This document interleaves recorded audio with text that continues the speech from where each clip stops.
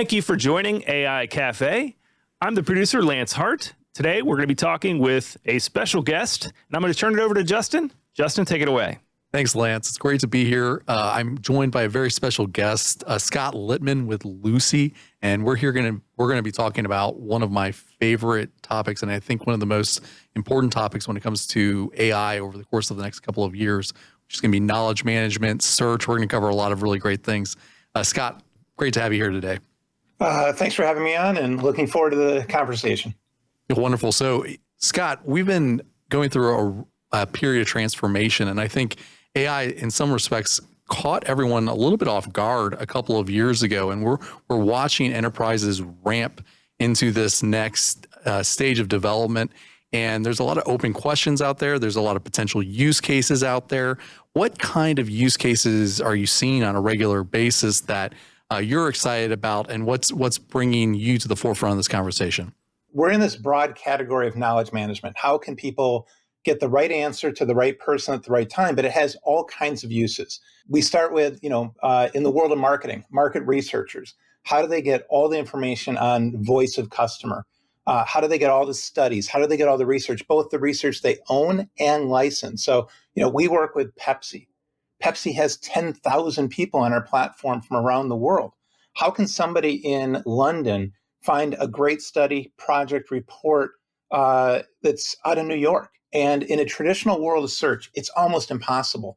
But in a world of AI that's powering knowledge management, it becomes a daily thing where in seconds, I can find the full universe of data within the company. But it's not just market research. We work with customers that are in call center, operations and support. How do you help dealers, agents, brokers, people in the field? They're trying to get rapid access to information. How do you help with call deflection, customer service calls that are coming in, where you can provide an answer in seconds instead of give my name and wait, give my name again and wait. We also look at knowledge management playing a huge role in HR. How do you onboard new employees, particularly in a world where so many people are still work from home? There isn't the water cooler talk. I walk down the hall and I can see this person asking a question, but I can ask the AI that's imbued with the knowledge of the organization any time of day, whether I'm in the field, whether I'm remote, working from home, hybrid, whatever it is.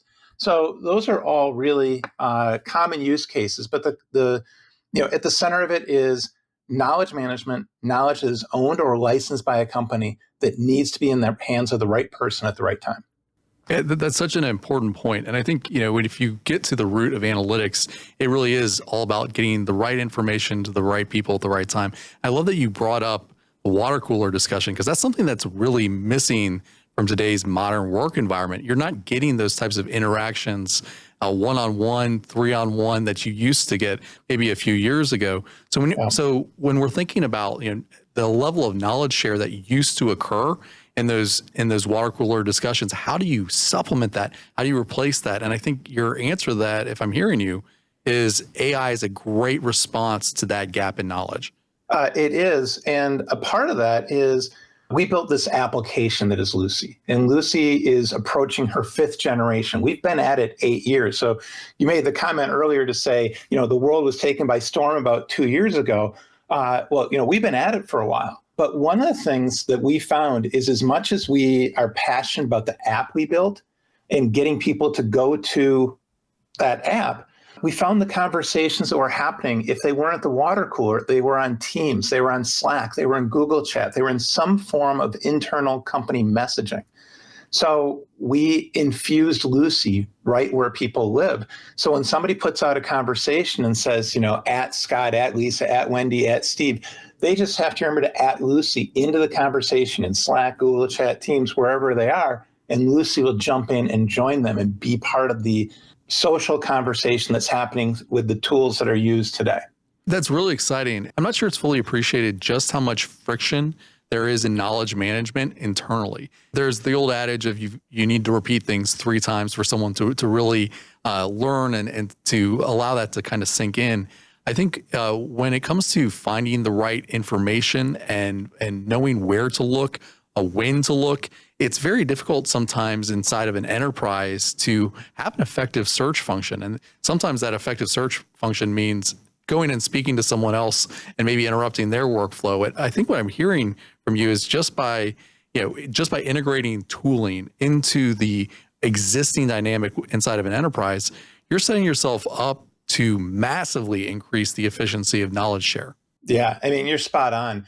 One of the things that frustrated us like crazy early on is we built this great answer engine in Lucy. And we were connecting to all kinds of sources because we looked at it and said, how do people search for information today? And we said, they go to Salesforce, they go to ServiceNow, they try to figure out which SharePoint to search, they go to Teams, they go to an external subscription. Like, cool, we will bring that together. One question, we'll search them all. But then we still had issues that some users were a struggle to adopt. And the challenge was they'd given up on the idea that search worked at all. They'd already gone through the exercise at some point of, I can't find anything in SharePoint. I can't find anything in ServiceNow. I can't find anything in Platform X, or I don't want to log into all this stuff. So they just defaulted to, I'm going to go ask a friend. I'm going to go ask somebody in the organization. We were winning the people that were willing to search, but there was a subset, and it was a significant one, that had given up on the idea that it could find something on their own devices. And they're like, it's just easier to ask other people to solve it for me, which is why we then said, you know what? We have to go where the questions are, and the questions are in Teams, Slack, Zoom, Google Chat, any of these messaging platforms. I think there's significant implications to something like that, because if you really think through what that means that those who are most competent in your organization from a subject matter expertise perspective are commonly the ones getting tapped the most for answers, meaning they're getting interrupted in their own productivity flows. So they're potentially serving as sort of that knowledge engine unintentionally just through their own competence. So you're not just, if I'm hearing you, we're not just talking about making it easier for the general enterprise to succeed. We're talking about enabling some of the most competent talent inside of your organization to thrive by giving them those cycles back. Am I close? Yeah, you're just nailing it. And one of our really first use cases that became really popular was research and insights. And why? Because the research and insight professionals that are in retailers, giant CPGs, and financial service auto, you name the market, they're the SMEs supporting sales, marketing, product research and development, and executive management. And so it's no surprise we started with a significant body of SMEs, and we would interview people and say, how do you work with data today? What are the pain points? Where does the data live?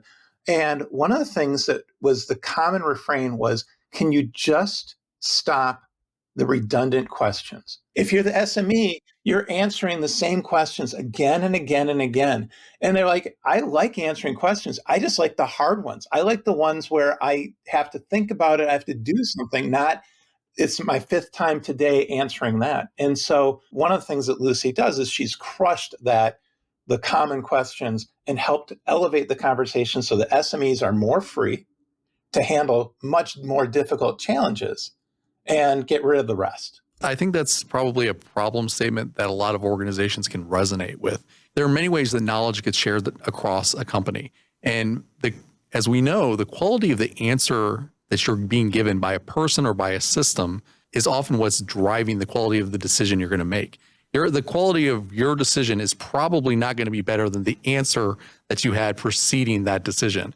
How do you see knowledge management in the world of content aligning to where we're heading as an industry? I'm going to take two different tracks on this one, if that's okay. First is Pepsi has been a big customer of ours for years. We're 5 years in with them. And I like to think that organizationally, we're a bit visionary and we get ahead of things. But sometimes you meet a customer that is visionary, and Pepsi's a visionary client. And their head of insights and analytics, when they hired us, said, I want people to have the data they need to make better decisions. I'm like, that is so powerful and cool. It's a harder thing to put in numbers for ROI.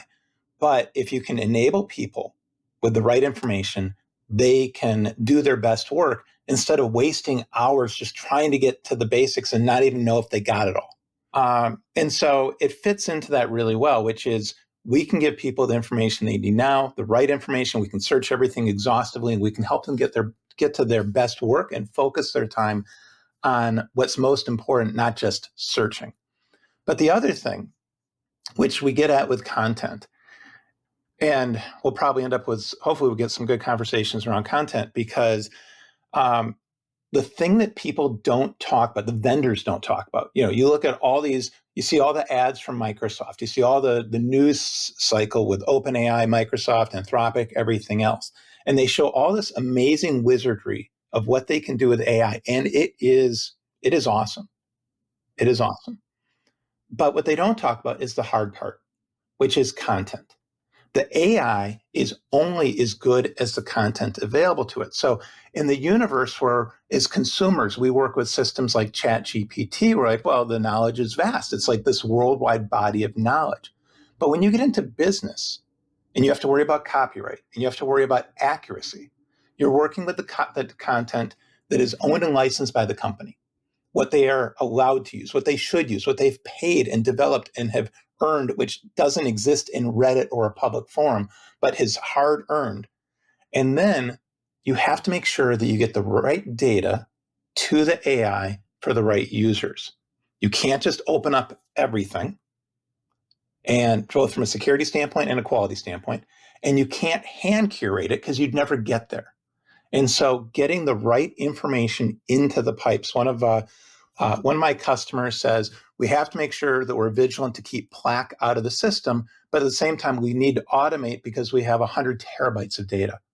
So how do we match all that together? And if you do it well, the AI is going to have access to the right information for the right people so they can have what they need to act on. But it's a huge part because it all sounds so easy.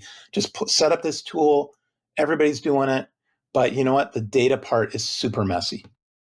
Yeah. So process, when in analytics, and what we've seen as an industry is that the GIGO is nothing new, right? GIGO has been a mantra for a very long time.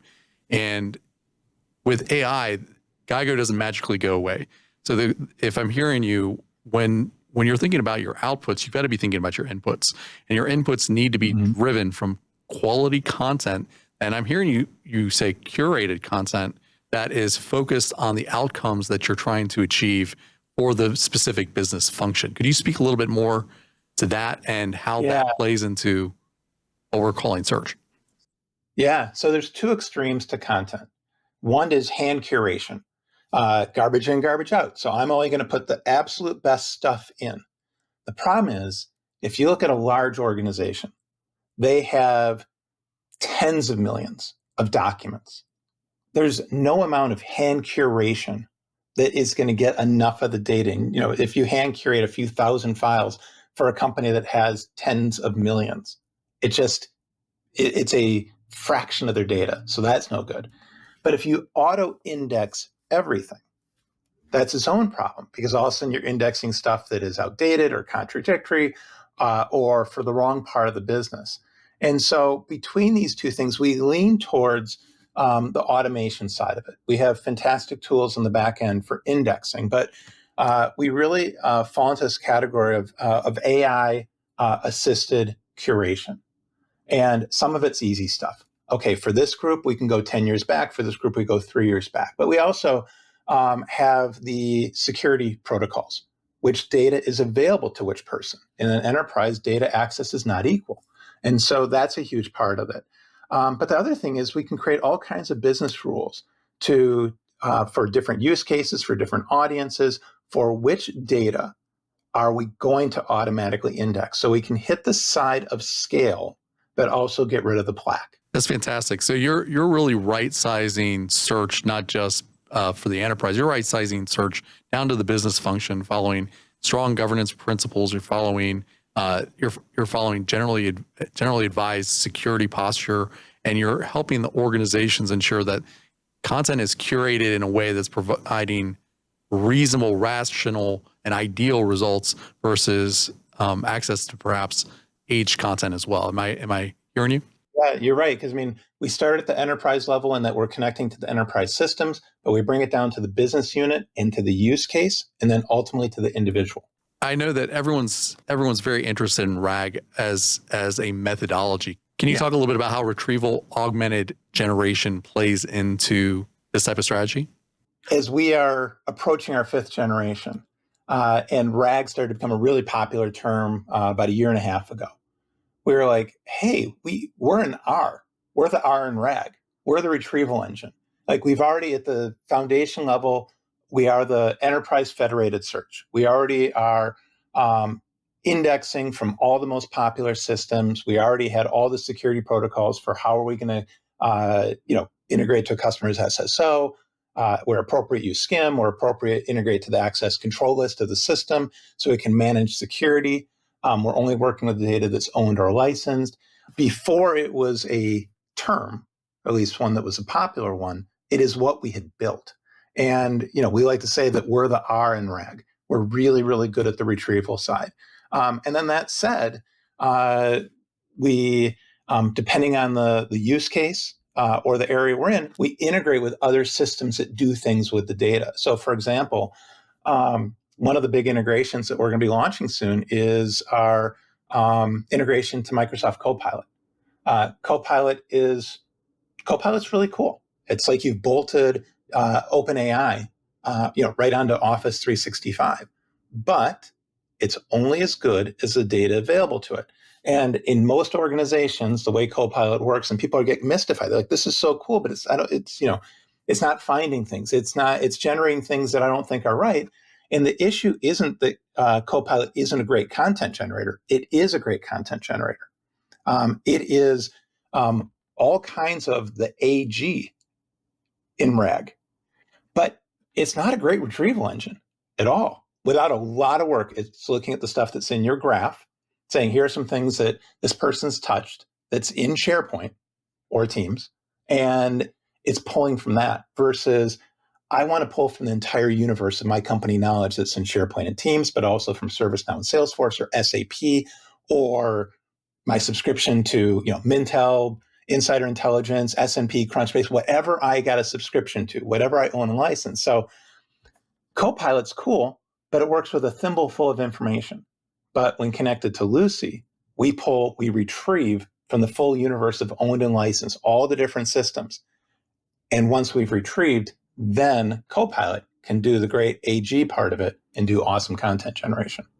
So you're kind of adding the neural network to the neuron is what it sounds like. You're taking all of the high quality services that your enterprise is invested in, and you're making them readily available for search so that, going back to what we originally spoke about, people have the information they need at the time that they need it to make the right decision. You're not just lifting up the value of the subscription to Copilot.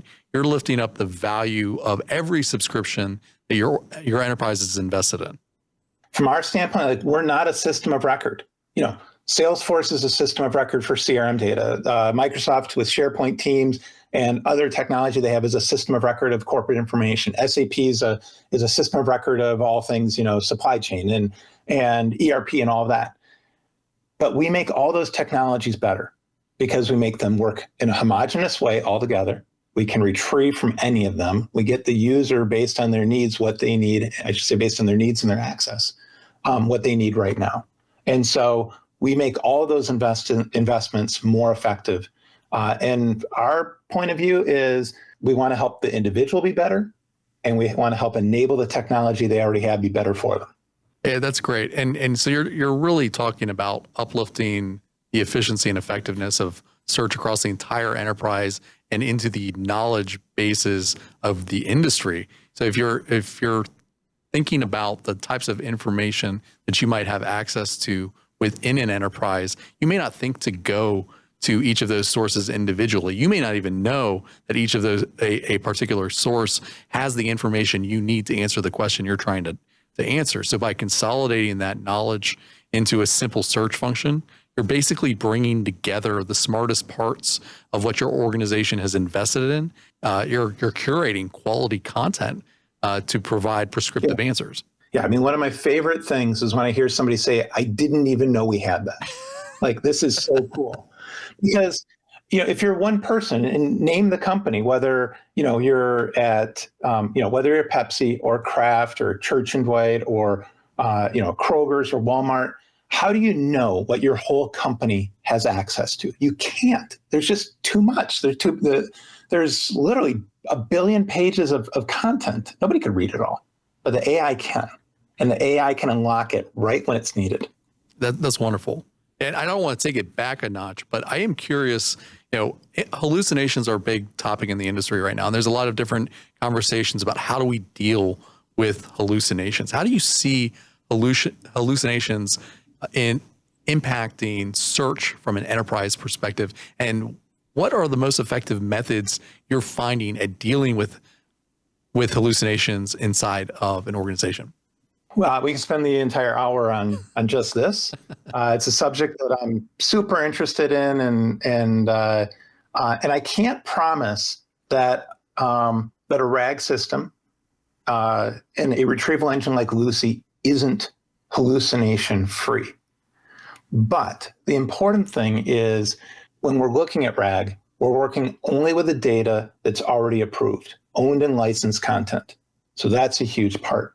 Our retrieval engine is understanding the questions somebody's asked it, pulling out the most relevant response. And by the way, is also saying, I don't think I have something on this. This is my nearest hit, which also is part of our generative response when you see it. But the biggest thing, and this is how we prevent hallucination, is intent citation.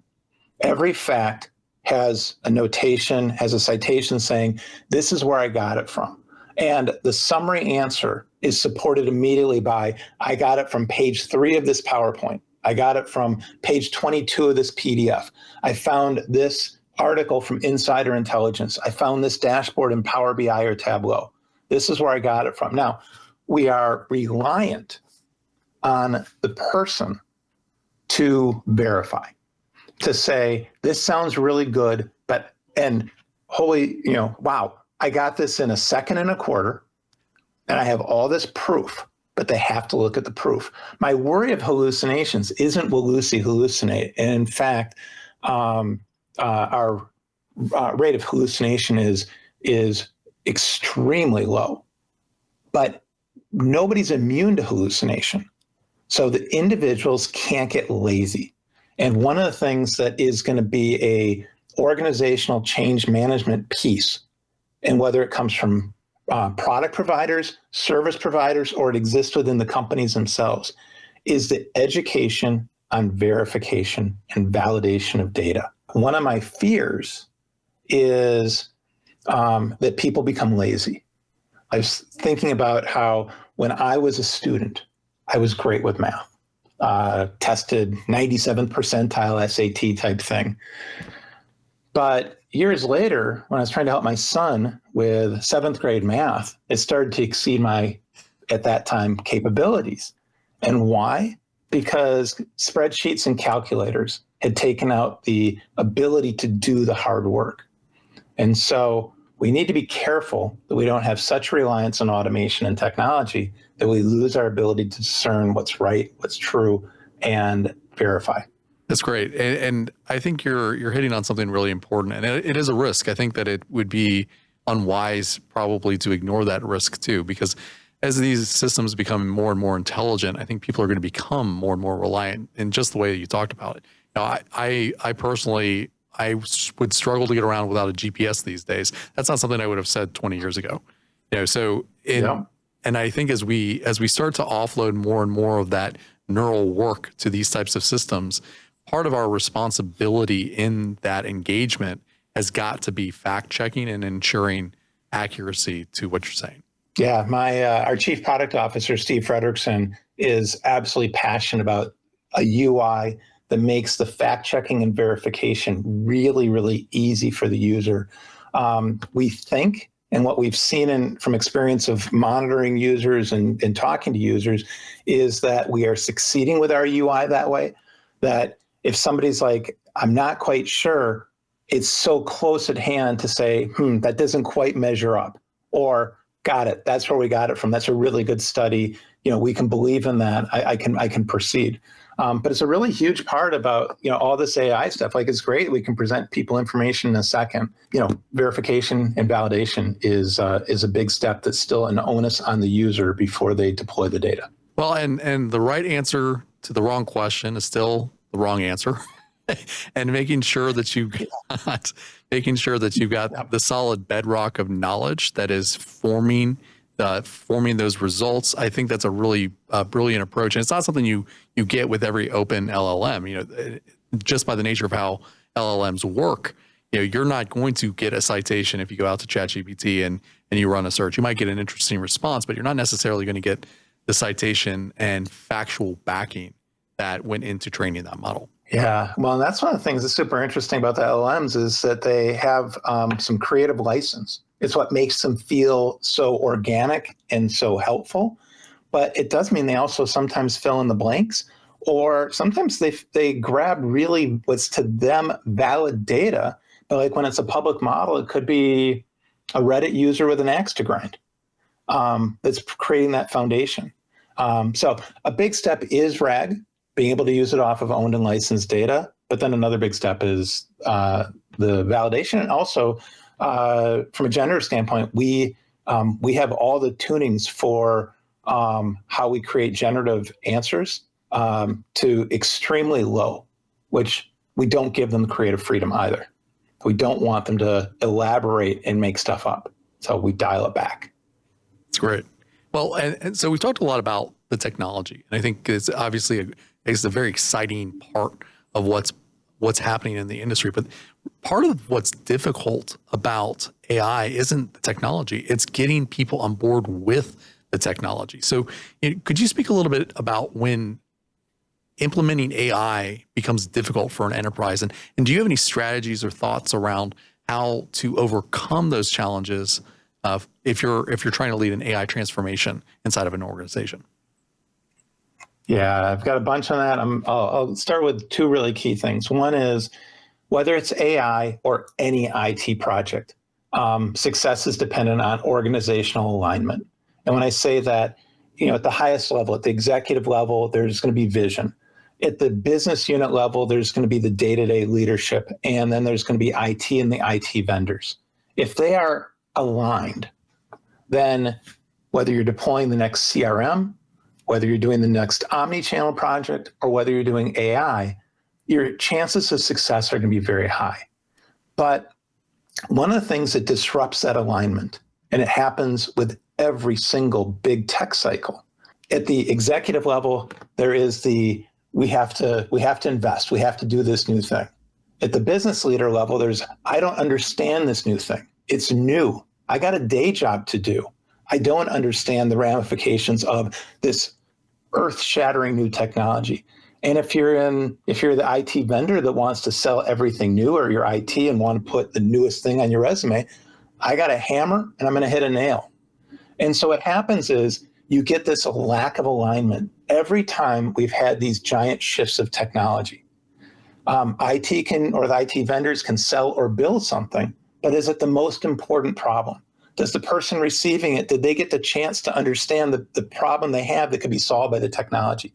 And with maturity, these things start to evolve, where experience at all levels brings them together and they can become aligned. One of the biggest secrets to all of this is the organization needs proper alignment from executive leadership to business line leadership to IT and their vendors to make sure the right technology is solving the most important problem to the best of its ability. And if everybody's in unison on that, you're going to have much greater success. The other thing, and this is a bit more unique to the AI side of the world, the act of picking the technology and the act of deploying it is only the first couple miles of the marathon. When it comes to AI, these are evolving systems. And so if you simply, hey, we spent the time, we did an RFP, we reviewed 7 vendors, we picked the best one for us, we did this huge effort to deploy it. If you think you're done, and you plant that flag of success, you're the runner that pulled off the course at mile 3. The real effort, the biggest effort, is everything after, in this case, in this metaphor, mile 3. It's how are we training the users? How are we supporting the users? How are we communicating to them? This is a change management situation. We're going to try getting them to help themselves and not just go on Slack or Teams and ask people to solve their problems for them. We have to change their habits. They have to understand what's possible and how to do it. The other thing is we have to train the AI. Our AI that's in place at Pepsi has a different understanding than one in pharma. We have different ontologies. We have different glossaries, synonyms, jargon, acronyms, all that, because it's very instance and company specific. So we have to train the AI. We're on a thirsty journey to keep adding more content in. If we start day 1 with 1 million pages of stuff, that's a small index. By year 3, we might be at 10 million or 20 million pages. But there's a journey of constantly adding new data sources, new content. There's new features, there's new evolution of the product. Just getting to launch is early in that journey. There's so much more to get optimization of this stuff. And that requires either internal talents or external partner or services talents to be a part of that journey ongoing and to plan to invest in it. You had a lot of really great points in there. I want to try to hone in on a couple. One of the things that I've heard regularly is from security practitioners, introducing this type of technology into an environment absolutely increases the possibilities and the potentialities inside of an enterprise, but it also increases the risk. There's risk when deploying AI inside of an organization that you're introducing new vulnerabilities. Do you have a perspective on how AI and security are overlapping with this change management topic that we're double clicking on right now? One of the things that slowed companies down is even just the establishment of AI guidelines and policies, because it's all so new. You think about what was the story about 18 months ago where an individual was feeding proprietary information into an LLM. They were thrilled at the results they're getting and horrifying the bosses, security, and legal with, oh my God, you sent this stuff outside the company. One of the key things I think that's pretty consistent across most of the RAG solutions is how important it is that they are not sharing any new information to an outside source, particularly an LLM.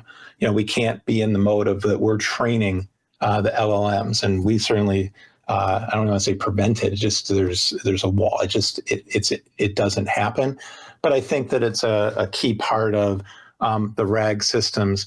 It has to be that that the learning is to the instance and to the specific customer and not in any way that can be shared.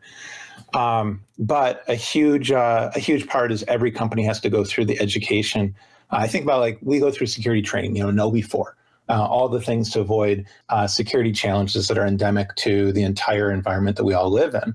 Well, businesses need to go through the same thing on AI. When am I allowed to use a public LLM like ChatGPT in business? Or am I at all? And most companies prohibit it. And then within it, how do we make sure we pick solutions that allow our employees to get the full benefit of the AI without creating yet new security risks for us? Yeah, and there's sharing data. There's also taking data from the LLM that could potentially introduce risk. If you've got developers who are working in an open LLM or even a well-governed LLM, you can unintentionally introduce bugs into your code by leveraging the code that's coming out of an LLM without perhaps a code review. So there's different ways that this technology is having a really significant impact on what would otherwise be a somewhat traditional security posture inside of an organization. If I'm hearing you, we need to be taking AI policy and elevating it to the same degree of significance as we might take our general security policy. And at a minimum, we need to be providing coverage as an industry to our organizations to help bring users along on this journey so they understand the implications of some of the decisions that they might otherwise and maybe innocently make. Am I hearing you? Yeah, no, I mean, I'll give you an example. One of our customers is Saatchi and Saatchi, and they're an amazingly talented agency. They do great work. They had to create an AI policy that any art that touched an AI needs to be re-reviewed to make sure that AI doesn't introduce something that is outside the copyright. You can't all of a sudden have a character in a picture that's got a Nike logo on the shoe that was introduced by the AI if they don't have rights to use it. But I mean, you have to think through all this. One of the risks when people use a public LLM like ChatGPT is all the copyrighted material that they have, in some cases, dubiously indexed that the end user doesn't have copyright to use. So there's just a huge education on all of this to make sure that, and like in the case of Saatchi, they've done a tremendous job of how do they create that education, how do they create those processes so they make sure that they've protected their work. We're seeing a lot of lawsuits in this area, and we're seeing the implications of training data being integrated into these LLMs, perhaps with licensing, perhaps without. And I think over the course of the next few years, we're really going to start to see stronger governmental policies that start to shape how we treat this data as an industry. Between now and then, we probably have some work to do to ensure that we're following generally advisable practices, both from our legal team as well as our security team. Absolutely. And by the way, the legal teams and security teams, this is net new to them as well. They're now 2 years in on their journey at best. So it's all evolving rapidly. And then you've got the influences like the EU AI Act, and you look at what California is putting in place. So you have to start to consider not only your own internal regulations or own policies, you just have to start thinking about external regulations for the geographies you're doing business in.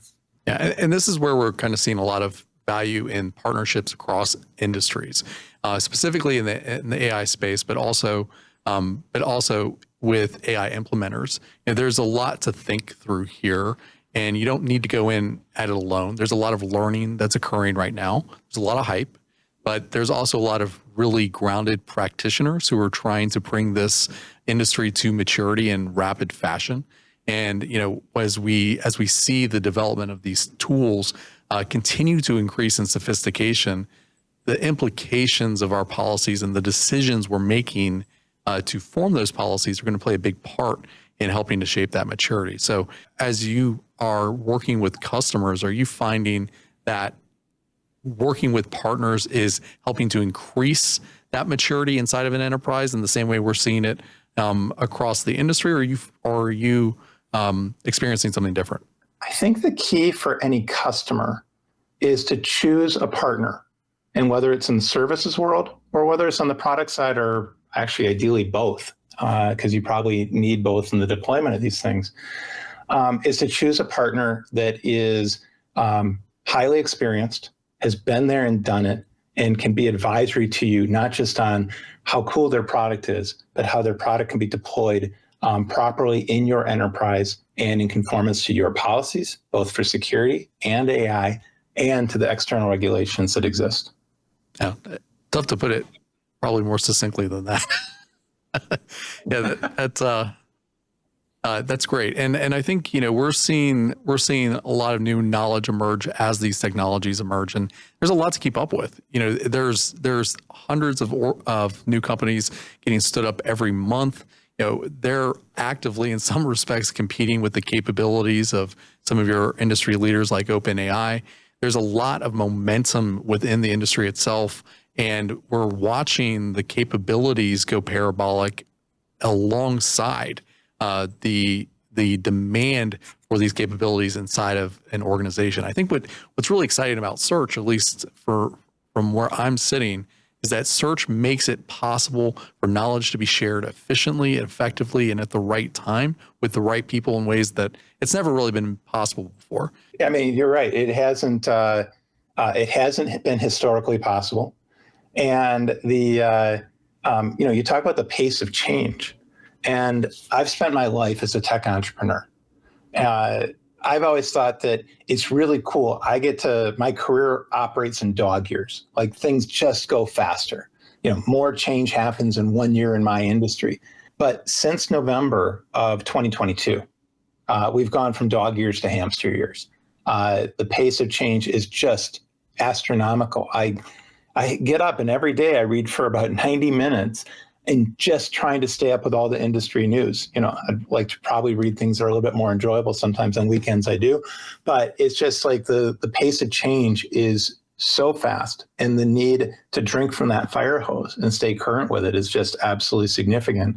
And then how do you make sure your organization is staying current with that while it's building products and deploying for customers? Well, I think search is going to go a long way towards that. My personal hope is that search with AI becomes what Google was for the consolidating information worldwide, except bringing it down to the enterprise level. That's really the barrier we never got through with Google. And if we're thoughtful and effective as an industry, and it sounds like Lucy's doing a lot of great work in that space to make that a possibility, I think there's a really bright future ahead for knowledge share across all enterprises and ultimately across the industry. It is what we live for. Give the right answer to the right person at the right time. Love it. What do you see as the next big wave, and what really gets you excited? Kind of very quick, wrap up with that topic based on what, kind of anchoring off what you were just talking about. We have the benefit that we have a really mature federated search and answer engine. And so what we get to geek out on is how do we get to pay off on that? How do we integrate with different systems and do things that are next level with them? Or how do we do things that are the next features in our system so that we can make it easier and easier for people to act on the information and go to the next step with it? So, we could spend an hour on the roadmap of all the cool things we've got and whether they're visionary from us, whether they're cool ideas that are suggested from customers. But the basis is if we have at the core, we can get at huge volumes of information, pull together the answer in the second. Then after that second, what do we then get to do next for the user? And that's where we get to spend our time, and we love it. It's exciting stuff. Scott, I want to thank you again for having this conversation. I've learned a lot. I hope the audience has learned a lot. I think the future of search for enterprise is really bright. It's exciting to hear what Lucy's doing with it. And I think that as we move away from this conversation, there's a lot to think about when it comes to empowering our end users with getting the right information at the right time. And it sounds like you're on a really fantastic roadmap to make that a reality for our industry. Thank you so much for having me on the AI Café. This was really fun. Love the dialogue. Questions were great. And love to geek out on this stuff. So thanks for having us, and appreciate being part of the conversation. Thanks, Scott.